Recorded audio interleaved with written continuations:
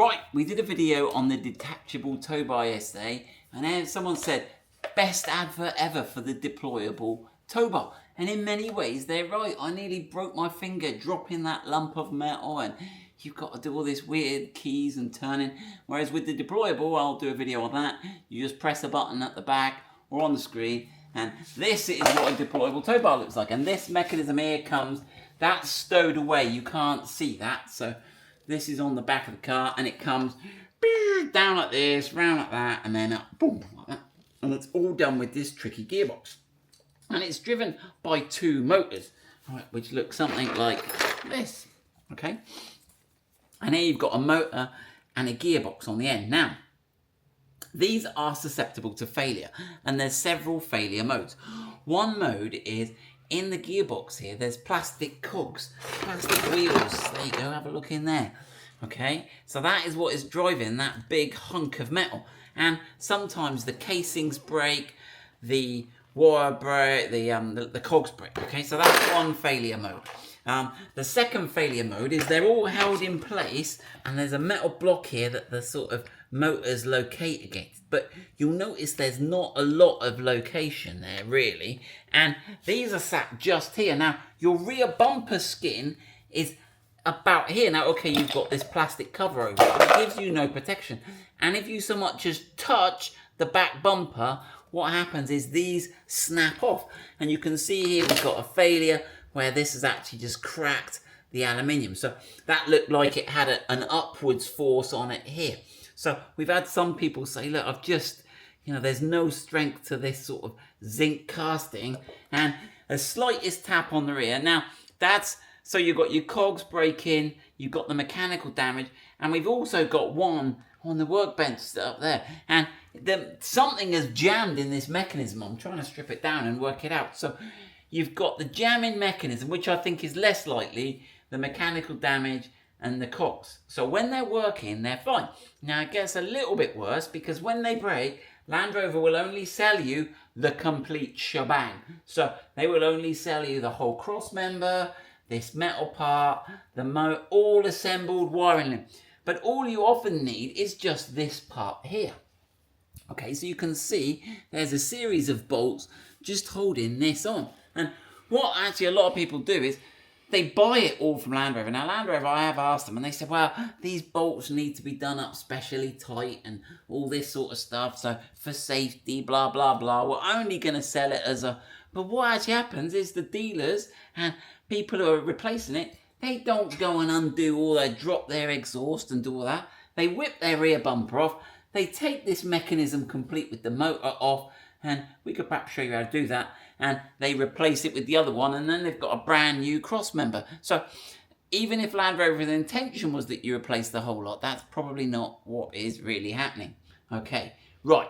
So in this video, we are going to show you, we've explained some of the problems of the deployable tow bar, and we're going to show you how you can make it, because the cost is horrendous. We're talking £2,000 or something to fix this. So you could just bring this deployable tow bar out and leave it fixed. And we are going to show you how to manually, if your motors go, do it. Right, so what we're going to start with is, we'll have a look here. We're making this up as we go along. We're going to remove this end cap, okay, which will give us this.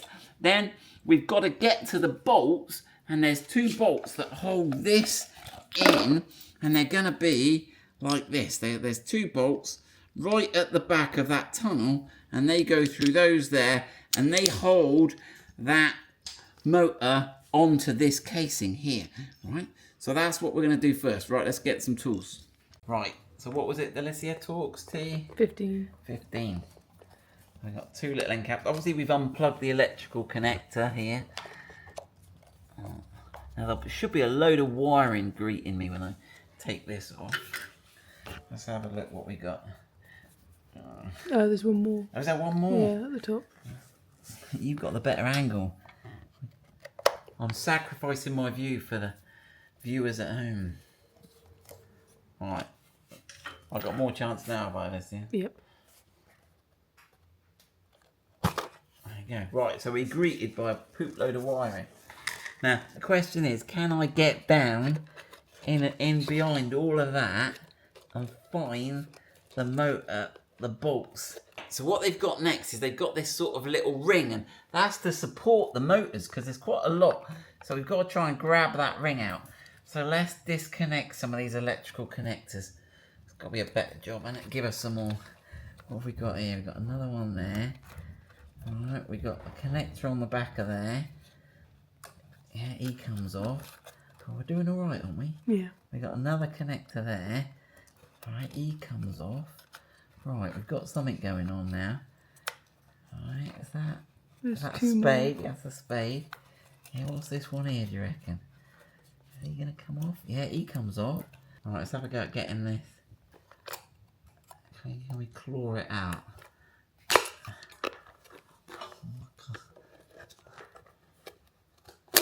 There you go.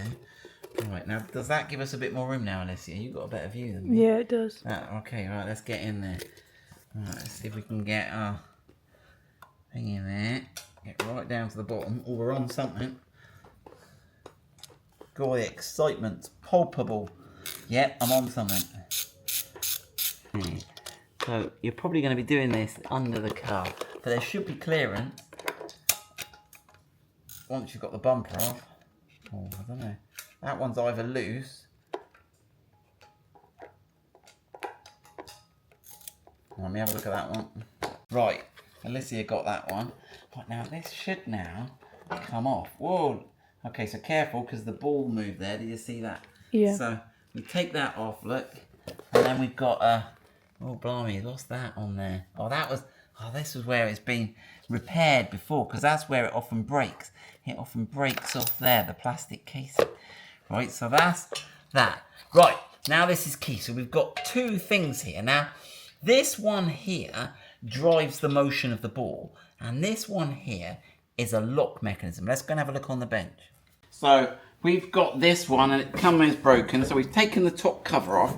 We've unlocked it. So what you can do is these are the two lock mechanisms here. So we've got a bolt with two flattened off edges, which goes in here, and that locks the ball in place so it can't move. Okay, and then what you've got to do is you've got to undo this here, and it will come out. Okay, and then you can move this, but this one is getting jammed, and this cog here is the one that's supposed to do the movement, and you can see it's had some catastrophic failure. Right, so we can see anyway the bar is unlocked, okay, because it can go down, go up, and do this, right? So while it's unlocked, let's have a look at the motion. So that one's engaged now. So let's have a look which way drives the up and down. Okay, so what am I going there, Alicia? So clockwise is stow, anti-clockwise is deploy. Right, so let me write that down. Right, so we've written this on our handy bit of cardboard. So this top one here is the lock one, and then so clockwise is open and anti-clockwise is locked. So that one must be open at the moment. And then we've got clockwise is stow and anti-clockwise is deploy. So we've done anti-clockwise, we've deployed it. So now all we've got to do is lock it. So to lock it, we've got to do anti-clockwise on this top one now. So let's get that right. Anti-clockwise on the top one. Okay. And it should free spin nice and gently, and then it should go tight. Okay, that is it. And that is moving those two jaws and locking that ball in place. And now we absolutely cannot move that. So in my opinion, that is safe to tow. But your risk is that these could move. Highly unlikely. But one thing we've developed is a little blanking plate. And the other thing is you don't want any dirt getting in it, because at some point someone might release a repair kit. Right, so this is what we've developed, and we've got it so it will grip the two, right? Now, okay, so let's have a look. We've got a bit of a lead in on that side. So let's put so this is the clamp bit, and that should be a fairly tight fit, and it springs, the springs here grip onto these rods, and that should stop those vibrating. I'll do a little test. Right, I just wanted to see if I could turn those by hand. Because if I can't turn them by hand, they're not going to vibrate loose. So there we go. That looks to have done the job. And then we're going to put that on, and then we'll get a couple of bolts. Now, can we use the same bolts, or are we going to have to get some shorter bolts? I think we're going to have to get some shorter bolts to go in there. Right. Okay, so we can put those, they're shorter bolts. They're like M8x20s, they look like. They're quite nice, those. Okay, and what that does is that seals you all up. Now, obviously, I can't guarantee that they're going to stay there forever and ever, but certainly that will get you out of a hole. Let us know what you think. Is that a good idea? Should we put that product up for sale? That covers all that. You've got a tow bar. Now, one thing you will have to do. Your car is programmed with what's called a CCF file. And the CCF file tells your car how it was built. And it tells it it's built with a deployable tow bar. And it's looking to send signals down to that electric motor to make it come up and out and down. And every time you start your car now, it will give you an error and it will beep and bleat and everything. So you will have to find someone with some tricky software like the Gap ID tool. And we've done a video, I'll put the link up there. And what that does, you need to go into your car and now tell it it's got a static tow bar. But I've got all the settings laid out on that video. If you watch it, you need to change it from deployable to a static removable tow bar. And then I think you're a way to go with a removable tow bar. And you could, if you want, if you only use your car once a year, you could just clamber underneath, undo this, wind the settings out, and then put it back. So it could be a sort of manually deployable tow bar, but obviously that's all at your own risk and it's all, but there we go. I think you'll be fine. Right, let me know your thoughts on that. Just one footnote. Obviously you're left with this connector here. We'll see if we can find the mating connector for that, but if not, you need to sort of cover that with something just in case you want to reuse it again in future, but it doesn't need to see any signals. And all your car electrics, the 13-pin tow, all that will work fine. I think if you just change that module from deployable, and I know it works because we had a customer who we've been through this pain with and we developed this for, and he said it's absolutely fine. He went to his dealer and asked him to change it from a deployable to a fixed tow bar, and they did that for him, and he's fitted our cover and he's happy. So we have got one of these out in the field. Right, good luck with that. For those of you who want to remove your tow ball because you want to buy a new one and get it all working, this is what you need to do. So you need to remove these bolts here. So what size is that? 17 millimeters? No. Is it? Yep. No. No? Is it? I thought I had it on one of those. It's not, is it? No, it's too tight. Oh no, I reckon that's all right. 17 millimeters. And then rattle. So we got two on this side. We'll get those off. You got it, Alicia? Yeah. Is there room to get in? That's it. Go on.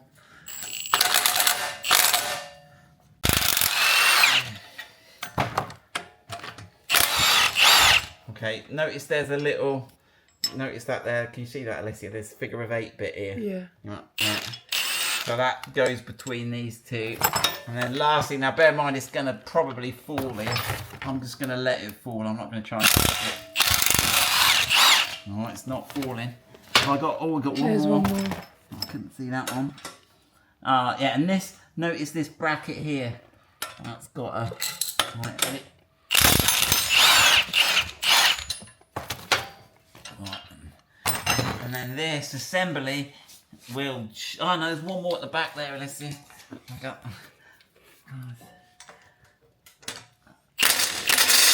Oh. And that's got a bracket on it as well. So just take a picture of each side or look at earlier in my video. And all you really need to do to change it. Now bear in mind, your new one is going to come with a big motor stack here. And you've just got to lift that up. And it would be really good if Land Rover could supply this whole assembly here like that. And you could just put it up, plug it. And you wouldn't need to buy all of this, this wiring loom. But they say they're special bolts and they need to be done up at the factory, etc.